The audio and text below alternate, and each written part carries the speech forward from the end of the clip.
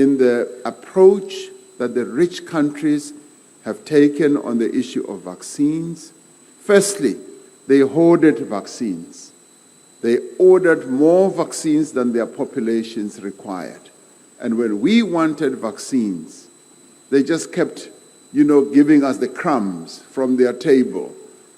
And the greed that they demonstrated is something that is quite disappointing indeed, particularly when they say they are our partners. Because our lives in Africa are just as important as their lives in Europe, in North America, and all over. Now, all that India and South Africa proposed is that just waive this requirement at the WTO for a while to enable countries that have the capability on the African continent to manufacture these vaccines. And up till now, they are refusing to do so. And this is disappointing, particularly from those who call themselves our partners. Whilst the number of COVID-19 cases and deaths have declined in many countries on our continent, we have seen resurgences in others with renewed lockdown measures. We have to gird ourselves for successive waves of the pandemic that will be exacerbated as new strains of the virus emerge. Another disappointment that has been thrown our way is that when South African scientists discovered, as President Macky Sall was saying, Omicron, the new variant, they immediately took on the responsibility of informing the world, the entire world, that a new variant has come through. And what is the result? The northern countries impose a ban to punish the excellence that comes from Africa. They basically say, we will not allow you to travel around. But lo and behold, Omicron is spreading all over the world, including in their own countries. And now you ask yourself, where is science? They've always said to us, base your decisions on science, but when the moment comes for them to be more scientific, they are not. They resort to their own self-interest and ban travel from the southern African countries. And we say those bans must be removed with immediate effect so that our people can travel around the world. Now, manufacturing our own vaccines isn't just the fastest way to get access to this life-saving medication to protect our people. It is also a critical component of economic recovery. The devastating impact this travel ban, and the UN Secretary General has called it travel apartheid. Now, they are practicing apartheid in a new version now. This new ban is going to devastate the economies in Southern Africa that are so much dependent on tourism.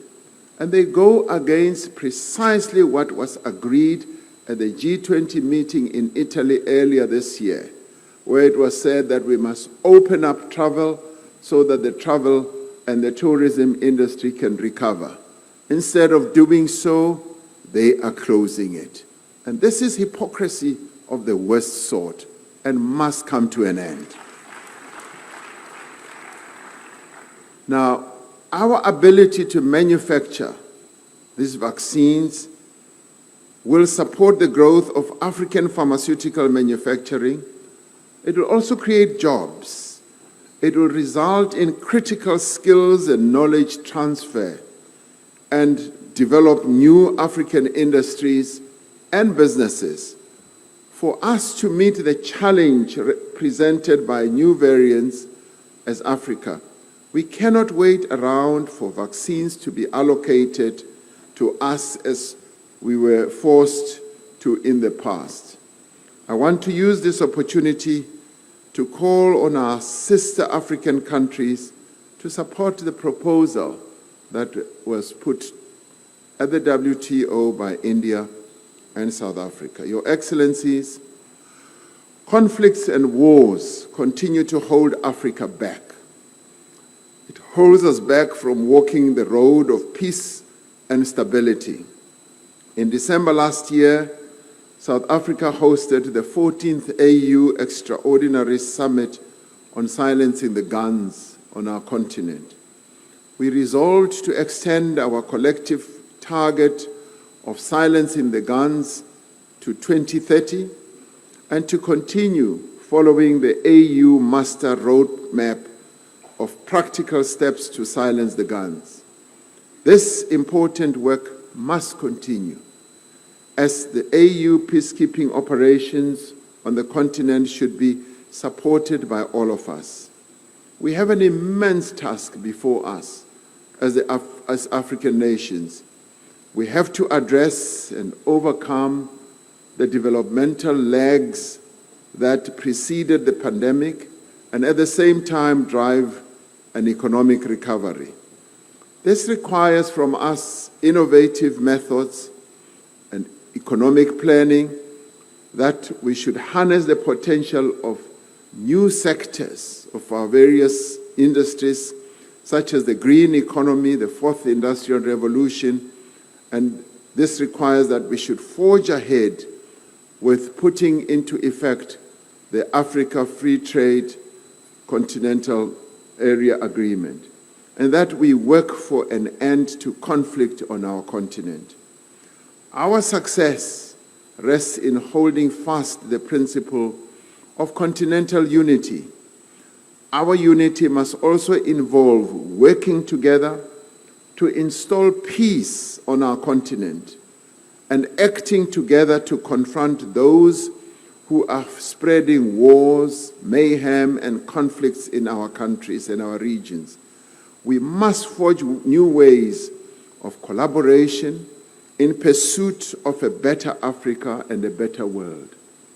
In Southern Africa, as I conclude, we have had to act together to enforce peace by responding collectively by forming a joint fighting force to repel insurgents that have been causing mayhem and death in Mozambique.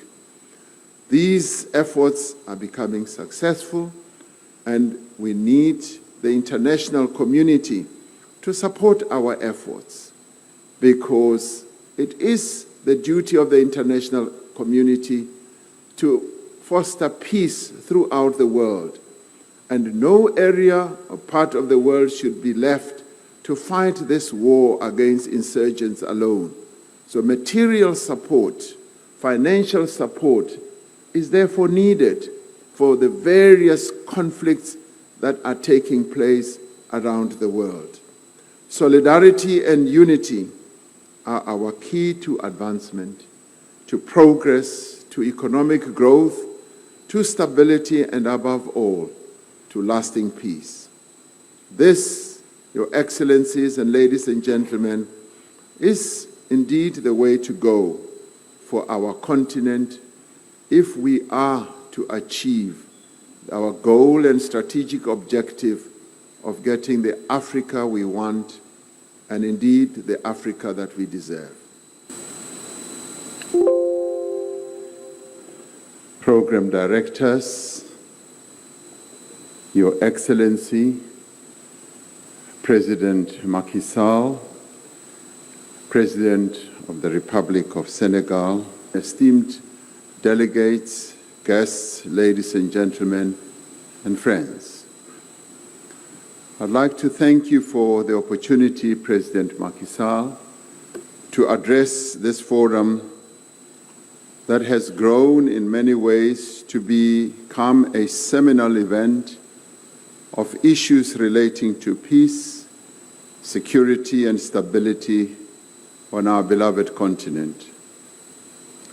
We know that the world has changed dramatically since 2014, when it was first convened under your patronage, President Macky Sall. COVID-19 is one of the worst global health emergencies of this century in terms of both its scale and speed and its impacts that have spread throughout the world and impacted and affected the livelihoods of so many people. The task facing us as African nations is to drive a recovery, but a recovery that is sustainable, that is inclusive, and that leaves no one and no country behind.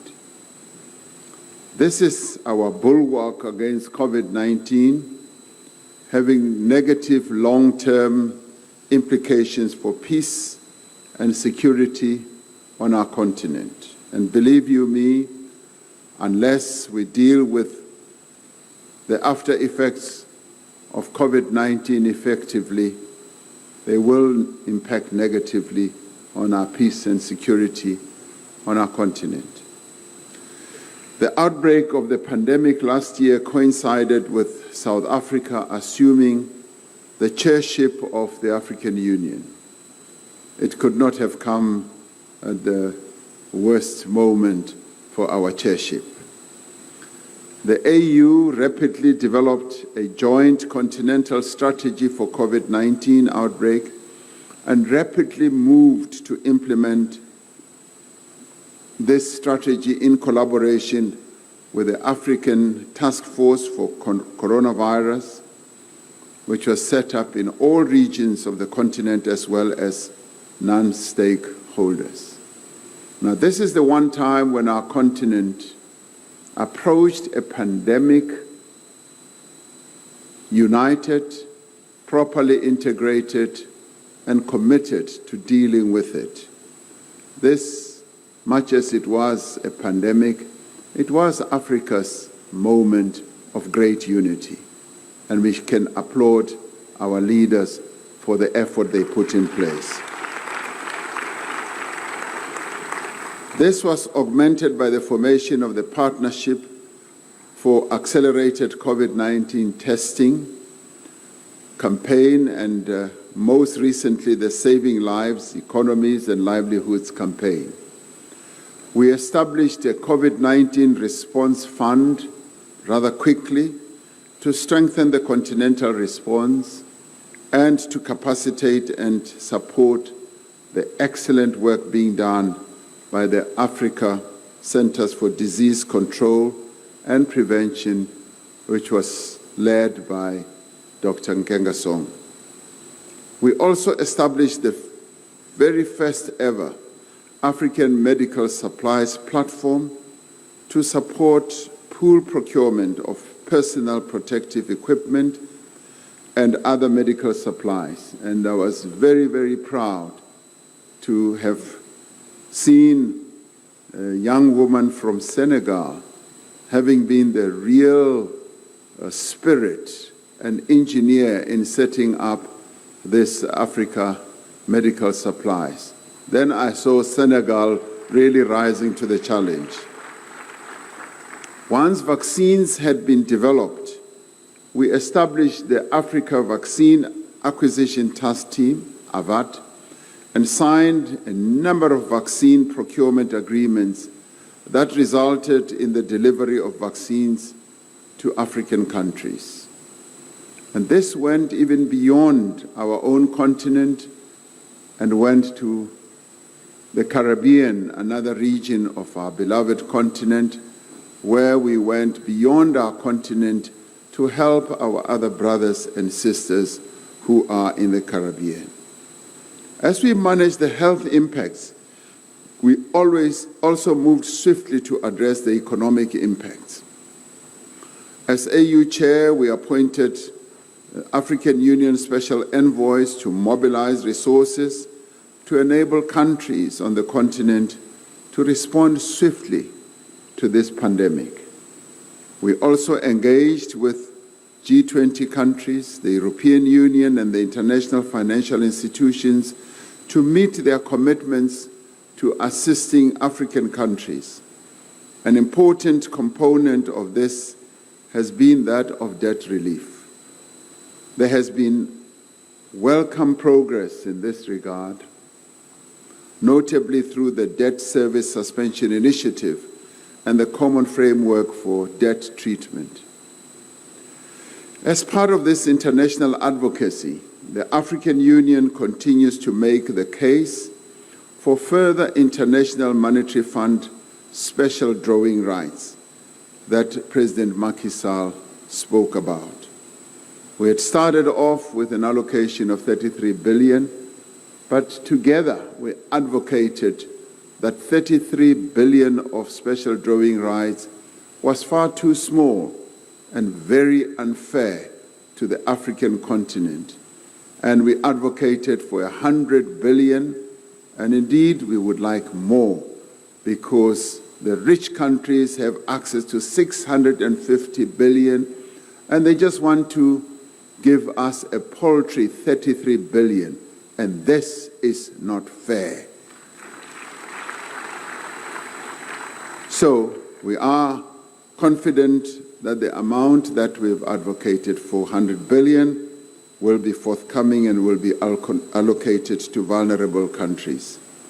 Having provided the context to what we did right as a continent, what then are the lessons that have been learned, and what are the pathways towards reconstruction and recovery for our continent? We need to invest substantially more in strengthening health systems on our continent and in building resilience and future health emergencies. I have humbly accepted the role of COVID-19 champion for our continent, and beyond COVID-19, we are looking at how the continent of Africa can bolster its own health processes and systems so that we are able to withstand future pandemics. We need to drive innovative and sustainable economic strategies that not only enables recovery from the pandemic, but that also advance the industrialization and economic integration objectives of the African Union's Agenda 2063. Increased spending to mitigate the impact of COVID-19 has led to many countries in Africa becoming fiscally constrained.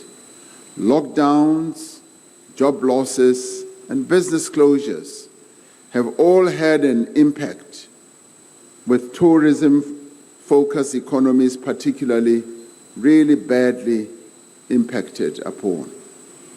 Although growth on the continent is expected to increase by 3.4% in 2021 and 4% in 2022, this is still far below what is required on our continent in the long run to achieve our goals as a continent.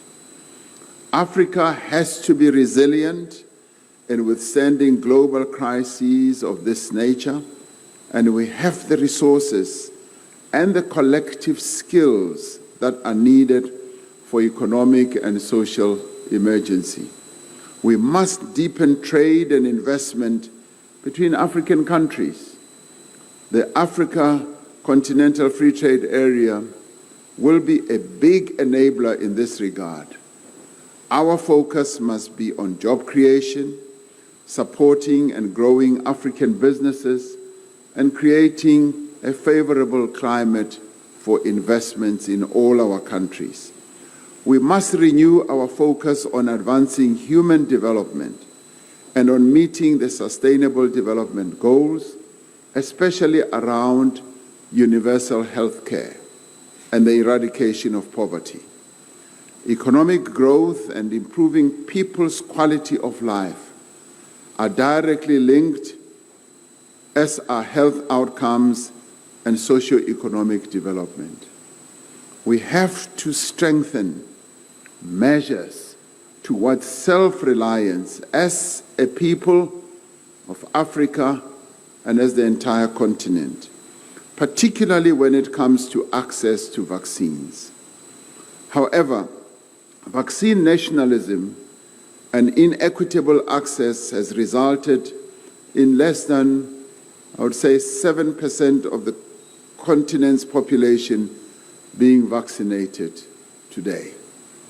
What continues to greatly disadvantage us is that our local vaccine manufacturing capability covers only 1% of vaccines needed on the continent. We are optimistic that the Partnership for African Vaccine Manufacturing, launched earlier this year, will indeed help us to achieve the goal of increasing vaccine manufacturing to more than 60% by 2020. It is in this regard that we've already identified a number of countries that have the capability, that have all what it takes from a manufacturing point of view to be able to be manufacturers of vaccines. And South Africa and Senegal are amongst those countries who have the capability and should be allowed to do so.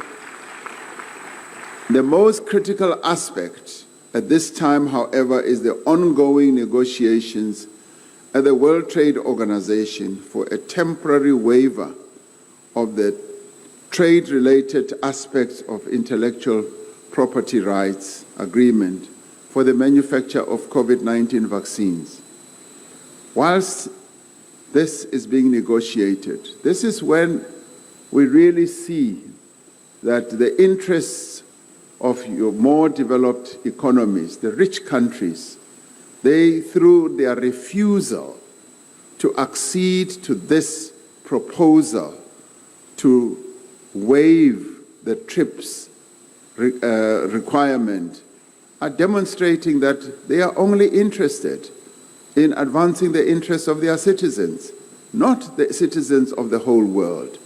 And this is the type of vaccine apartheid that we say must come to an end, because the health of people around the world is the same. Now, I have personally really been disappointed